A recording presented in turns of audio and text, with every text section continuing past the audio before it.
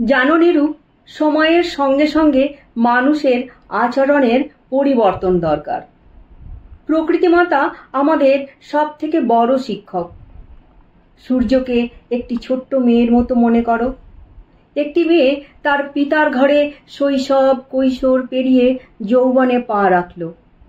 শুভ লগ্নে কপালে সিঁদুরের টিপ এঁকে বিয়ের পিঁড়িতে বসল, আর তার স্বামী কাঁঠায় সিঁদুর ভরে তার সিঁথি রাঙিয়ে দিল।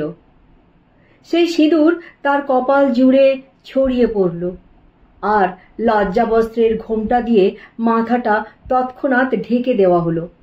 ঠিক এই অবস্থার সঙ্গে সন্ধ্যাকালীন অবস্থার তুলনা করো। পশ্চিমের আকাশে লাল সূর্যটা যেন স্থির হলো ক্ষণকাল।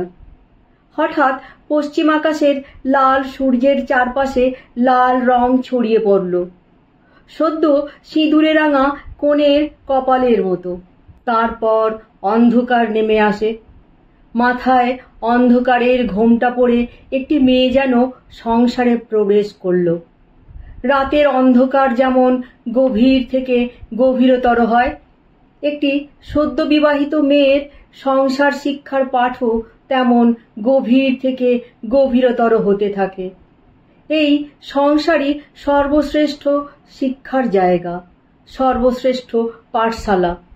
সংসাররূপী পাঠশালার পাঠ নেওয়া শেষ হলেই এই জন্মমরণ চক্রের বন্ধন থেকে মুক্তি লাভ হয়ে যায়। এতক্ষণ আপনারা শুনলেন নির্ঝরির স্বপ্ন নির্মাণ উপন্যাসের কিছু অংশ। অবশ্যই পড়ুন নির্ঝরির স্বপ্ন নির্মাণ। সকল পাঠকগণ আমাজন থেকে বইটি সংগ্রহ করতে পারবেন। নমস্কার।